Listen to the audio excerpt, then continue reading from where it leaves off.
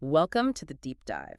So today we're taking a closer look at dua, supplication. Right, as this really powerful tool people have. Yeah, and we're drawing on some insights specifically from Nouman Ali Khan's lecture, the one called How Dua Works. Using examples from religious texts to kind of unpack it. Exactly. And the mission for you listening is to, well, understand dua beyond just asking for To things. see the deeper significance, yeah. It's Yeah. not just a transaction. Okay, so where should we start? Maybe with the story of Imran's wife and Maryam, or Mary. Oh, definitely. That's a perfect example. She makes that dua, doesn't she, to dedicate her child before it's even born. Right. She says, My Lord, indeed I have pledged to you what is in my womb, so accept this from me. Really putting her trust out there. And then the moment comes and she delivers a girl. She says, "My lord, I have delivered a female."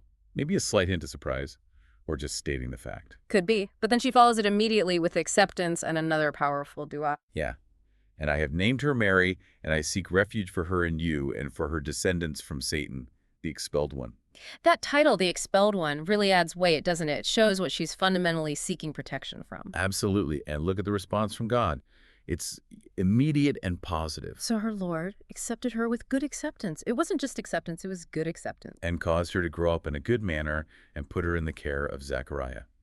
Just beautiful nurturing. And then that detail about Zechariah finding sustenance, like food, with her unexpectedly. He asks, "Oh, Mary, from where is this for you?" And her reply is just pure faith. It is from Allah.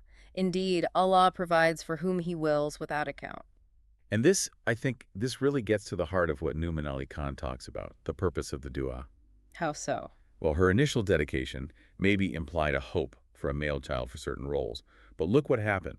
The blessing that came through Miriam was immense, world-changing. So the dua wasn't answered in the literal, maybe expected way, but the actual outcome was something extraordinary. Exactly. It shows how divine care works, sometimes in ways we don't anticipate. Unexpected blessings. Makes you rethink how you view answers to your own prayers, doesn't it? Totally. Okay, then let's shift to another example. Prophet Musa, Moses, his dua. Ah, yes, the one for, like, confidence and clear speech. Precisely. My Lord, expand for me my breast with assurance. And ease for me my task. And untie the knot from my tongue. Yeah, that they may understand my speech.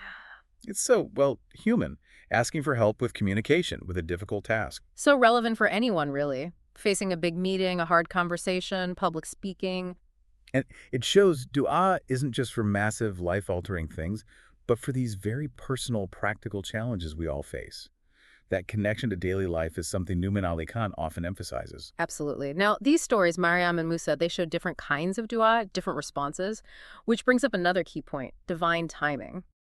Yeah, that's crucial, because the response isn't always instant, is it? Or even what we thought we asked for. Right. The lecture likely touches on examples, maybe like a mother quickly reunited with her child versus a longer separation in another case. And the point there is that the timing, the how of the response, it's based on a divine wisdom, a bigger plan that we just, well, we don't have the full picture. So what feels like a no or a really long wait could actually be a form of protection or setting things up for something better down the line. That's the idea. It requires a huge amount of trust. And that trust, it connects to another teaching, doesn't it? The one about not wishing for death just because things are hard. Exactly. It's about trusting God's plan, seeking solutions, having patience, rather than giving in to despair.